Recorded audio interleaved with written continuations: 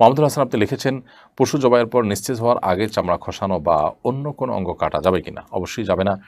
এই জিনিসটি খুবই গর্হিত কাজ। কোরবানির সময় দেখা যায় যে পশুর রূহ পরিপূর্ণ, প্রাণ পরিপূর্ণভাবে বের হয়ে নিস্তেজ হওয়ার আগেই অনেক সময় কসাইরা তার রগ কেটে দেয়, যাতে করে আগে তাড়াতাড়ি করে প্রাণ বের হয়, এবং এই অবস্থা অনেকে চামড়া ছেলা শুরু করে দেয়, এখন নড়াচড়া রয়েছে। এটি অত্যন্ত গর্হিত কাজ। নবী করিম সাল্লাল্লাহু আলাইহি সাল্লাম বলেছেন, ইন্নাল্লাহা কাতাবাল ইহসানা আলা কুল্লি শাই।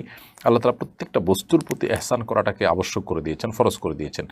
এমনকি তোমরা যখন কোনো পশু জবাই করবে তখন তার ছুরি বা চাকু ভালো করে ধার দিয়ে নিবে, যাতে করে প্রয়োজন ছাড়া তাকে কষ্ট দিতে না হয়। এই জন্য আমাদের উচিত হবে যত বেশি সম্ভব পশুর কষ্ট কম হয় সেই চেষ্টা করার।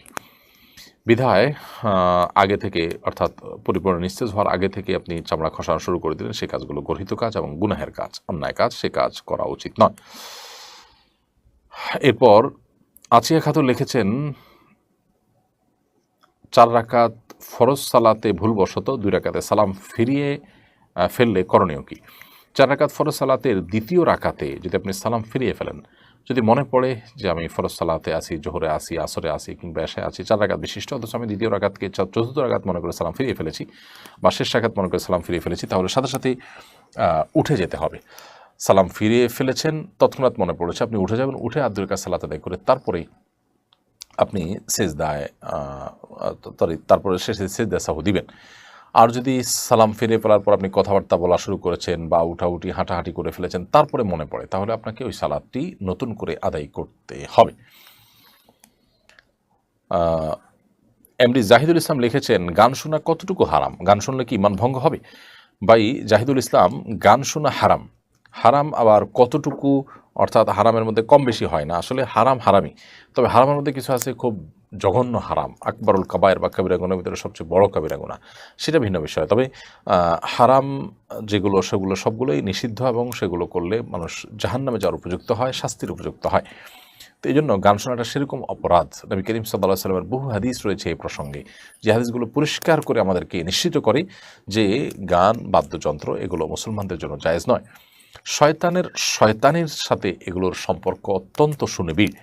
বিশেষ করে হেভি মেটালের যে গান হয় এবং আপনার বাদ্যযন্ত্রের ব্যবহারে যে গান হয়, আপনারা দেখবেন পৃথিবীতে যারা শয়তান পুজো করে, যারা শয়তানের পূজারী, যারা পৃথিবীর বিভিন্ন দেশে কিন্তু তারা আছে, পশ্চিমের দেশগুলোতে একটু বেশি। অতি সম্প্রতি ইরানে এরকম কিছু মানুষ গ্রেপ্তার হয়েছে এবং বিচারের মুখোমুখি হয়েছে, আপনারা জানেন। তো তাদের যে উপাসনার পদ্ধতি, আপনি একটু ঘাঁটলেই দেখবেন যে তাদের উপাসনাতে কিন্তু গান, বাদ্যযন্ত্র এগুলো হলো তাদের উপাসনার পদ্ধতি, অর্থাৎ এগুলোর মাধ্যমে তারা উপাসনা করে থাকে, অর্থাৎ শয়তান এর সাথে মানুষ কানেক্টেড হয়। তো মানুষের ইমানের ক্ষতি হয়, মানুষের আত্মার ক্ষতি হয়, ভেতরগত ক্ষতির মুখোমুখি হন মানুষ যখন মানুষ এই গান, বাদ্যযন্ত্র এগুলোতে লিপ্ত হন। তবে এর ফলে ইমান ভঙ্গ হবে না।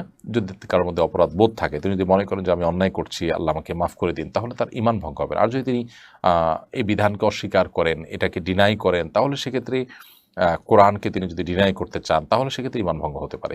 সূরা লোকমানের যথাসম্ভব যতটুকু মনে পড়ে, সূরা লোকমানের 6 নম্বর আয়াতে মূলত লাহওয়াল হাদিস কেনার ব্যাপারে বর্ণনা করা হয়েছে। এখানে লাহওয়াল হাদিস বলতে কি বোঝানো হয়েছে? বিশ্ববিখ্যাত তাফসীর কারক এবং কোরআন সবচেয়ে বেশি বুঝেছেন যিনি, নবী করিম সাল্লাল্লাহু আলাইহি ওয়াসাল্লামের দোয়া ছিল কোরআন যেন কোরআনের জ্ঞান তাকে আল্লাহ তাআলা দান করেন, সেই সাহাবী আব্দুল্লাহ ইবনে আব্বাস রাদিয়াল্লাহু তাআলা